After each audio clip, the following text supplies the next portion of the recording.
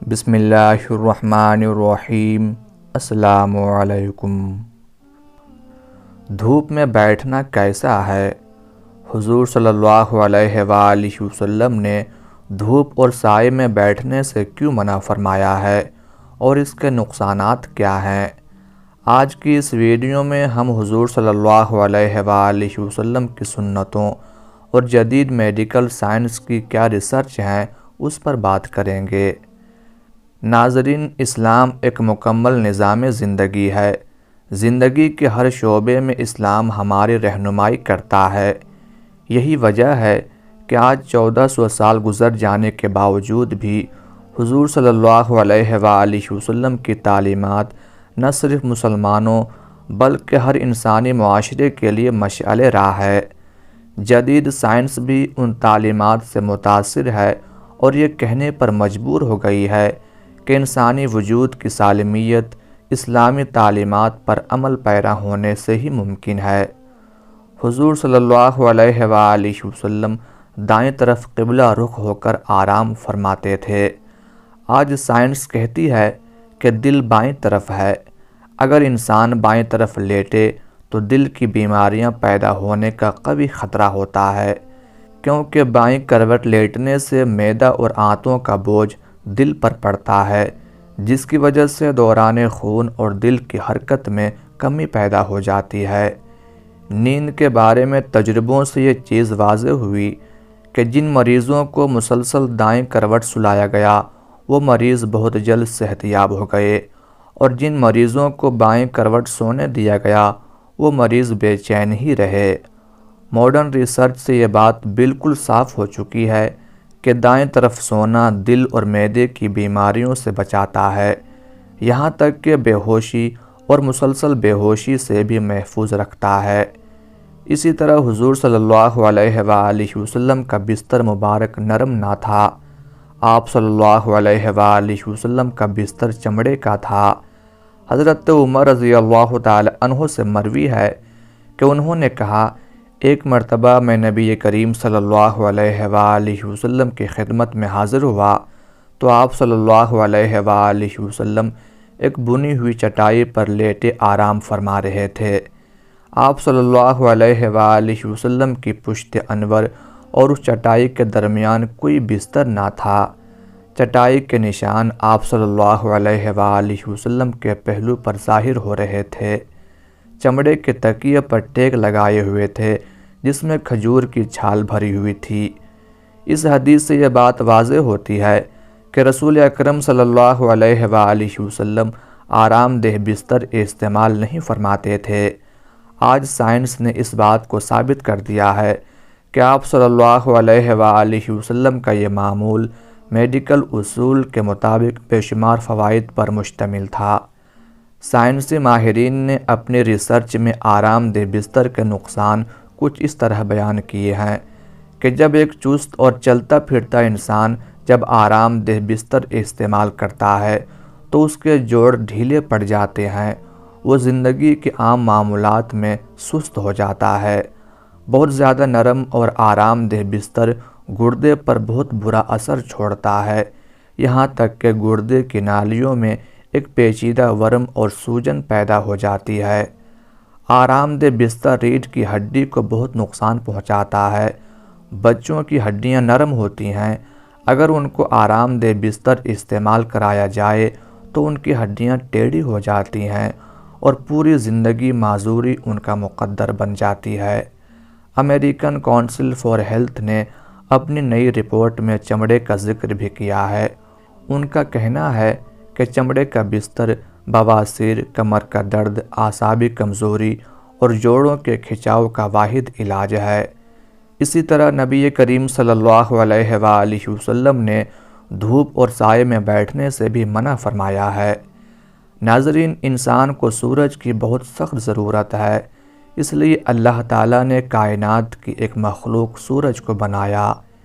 انسانی زندگی میں اس کے بے شمار فائدے ہیں، ان میں سے ایک اہم فائدہ دھوپ حاصل کرنا ہے۔ یہ دھوپ انسانوں کے ساتھ ساتھ تقریباً تمام مخلوقات کی ضرورت ہے۔ انسان کے اکثر کاموں کا دار و مدار دھوپ پر ہی ہے۔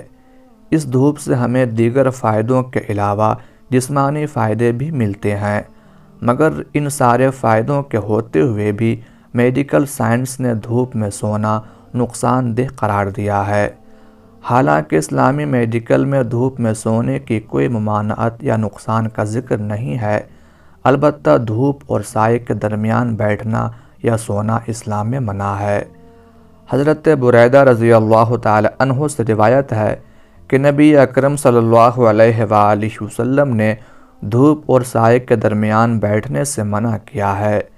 اسی طرح سنن ابو داؤد میں ایک روایت ہے کہ نبی کریم صلی اللہ علیہ وآلہ وسلم نے فرمایا، جب تم میں سے کوئی دھوپ میں ہو اور وہ سمٹ جائے کہ بعض حصہ دھوپ میں اور بعض سائے میں ہو تو کھڑا ہو جائے، یعنی وہ جگہ چھوڑ دے۔ دھوپ میں نکلنا، اس میں بیٹھنا اور خصوصاً سردی کے موسم میں دھوپ میں لیٹ جانا یہ ایک فطری عمل ہے، لیکن حدیث کی روشنی میں دھوپ اور سائے کے درمیان بیٹھنا یا لیٹنا منع ہے۔ حدیث میں جو ممانعت آئی ہے اس میں اہل علم کے درمیان کچھ اختلاف ہے، لیکن راجح اور صحیح بات یہ ہے کہ یہ ممانعت ادب اور ارشاد کے زمرے میں ہے، اس لیے اسے کراہت یعنی ناپسندیدہ عمل مانا جائے گا، حرام نہیں، کیونکہ حرام عمل ماننے کے لیے کوئی صحیح دلیل ہونی چاہیے۔ گویا دھوپ اور سائے کے درمیان لیٹنا یا بیٹھنا مکروہ ہے، حرام نہیں ہے۔ آدھا دھوپ میں آدھا سائے میں بیٹھنے کا طبی یعنی میڈیکل نقصان یہ بیان کیا جاتا ہے کہ میڈیکل سائنس یہ کہتی ہے کہ اس طرح کرنے سے انسان کے خون کی گردش میں فرق آ جاتا ہے، یعنی جو حصہ دھوپ میں ہوگا اس میں خون کی گردش تیز ہوگی، جبکہ جو حصہ چھاؤں میں ہوگا اس میں خون کی گردش آہستہ ہو جائے گی۔ لازمی طور پر جسم کی گردش کا دو رخ ہونا اس کے لیے بیماری کا سبب بن سکتا ہے۔ سبحان اللہ، کیا حکمتیں ہیں فرمان رسول میں، جب سائنس کا کوئی وجود ہی نہیں تھا تبھی سب بتا دیا۔ ایک روایت میں ہے کہ نبی کریم صلی اللہ علیہ وآلہ وسلم نے دھوپ اور سائے والی جگہ پر بیٹھنے سے منع فرمایا اور فرمایا کہ یہ شیطان کے بیٹھنے کی جگہ ہے۔ اس روایت میں شیطان کے بیٹھنے کی جگہ سے مراد یہ ہے کہ شیطان جسے پریشان کرنا چاہتا ہے اس کو ایسی جگہ پر بیٹھنے یا لیٹنے کی طرف راغب کرتا ہے، اور گویا ایسی جگہ پر کسی شخص کے بیٹھنے یا لیٹنے کا سبب شیطان بنتا ہے، اور اس سے شیطان اپنے مقصد میں کہ وہ شخص تکلیف یا دکھ میں مبتلا ہو کامیاب ہو جاتا ہے، کیونکہ شیطان جس طرح انسان کے دین کا دشمن ہے اسی طرح اس کے بدن کا بھی برا چاہنے والا ہے۔ خلاصہ یہ ہے کہ آپ صلی اللہ علیہ وآلہ وسلم کا یہ حکم طبی اعتبار سے ہے، کیونکہ اس میں نقصان کا اندیشہ ہے، ورنہ شرعاً اس طرح کرنے میں کوئی گناہ نہیں، بلکہ اس سے بچ جانا بہتر ہے۔ یعنی یہ حکم واجبی اور تاکیدی نہیں ہے، بلکہ مشفقانہ اور خیر خواہی پر مبنی ہے۔ اسی طرح نبی اکرم صلی اللہ علیہ وآلہ وسلم نے اوندھے منہ لیٹنے سے منع فرمایا ہے۔ اوندھے منہ لیٹنے سے تمام اعضائے ہضم اور اعضائے رئیسہ اوندھے اور بے ترتیب ہو جاتے ہیں، اور اس کا سب سے پہلا نقصان دماغ پر پڑتا ہے۔ دماغی لہریں اپنی ترتیب سے ہٹ کر دوسری منفی یعنی نیگیٹو رخ اختیار کر لیتی ہے، حالانکہ وہ مسلسل مثبت انداز سے انسان کو فائدہ پہنچاتی ہے۔ جب یہ لہریں منفی آتی ہیں تو آدمی کو ڈراؤنے خواب آتے ہیں، حتیٰ کہ ماہرین نفسیات کے مطابق ایسے شخص کی زندگی کا رخ بھی اپنی ترتیب سے ہٹ جاتا ہے اور وہ الٹی سوچ کا حامل ہو جاتا ہے۔ اسی طرح حدیث میں زیادہ سونے سے منع کیا گیا ہے۔ زیادہ سونے سے بدن میں سستی اور کسل مندی پیدا ہو جاتی ہے، جس سے دنیاوی کاموں میں حرج پڑتا ہے اور دین کو بھی تیزی سے نقصان پہنچتا ہے۔ زیادہ سونے سے مرگی، ہسٹیریا اور بے خوابی کے مرض میں اضافہ ہوتا ہے۔ زیادہ سونے سے آنکھوں کی بیماریاں، خاص طور پر پپوٹوں کی ورم پیدا ہوتی ہے۔ زیادہ سونے سے بدخوابی کا مرض پیدا ہوتا ہے، اور بدخوابی کے مریضوں کے لیے تو زیادہ سونا سم قاتل سے کم نہیں۔ اللہ تعالی ہمیں نبی کریم صلی اللہ علیہ وآلہ وسلم کے مبارک طریقوں پر عمل کرنے کی توفیق عطا فرمائے، آمین یا رب العالمین۔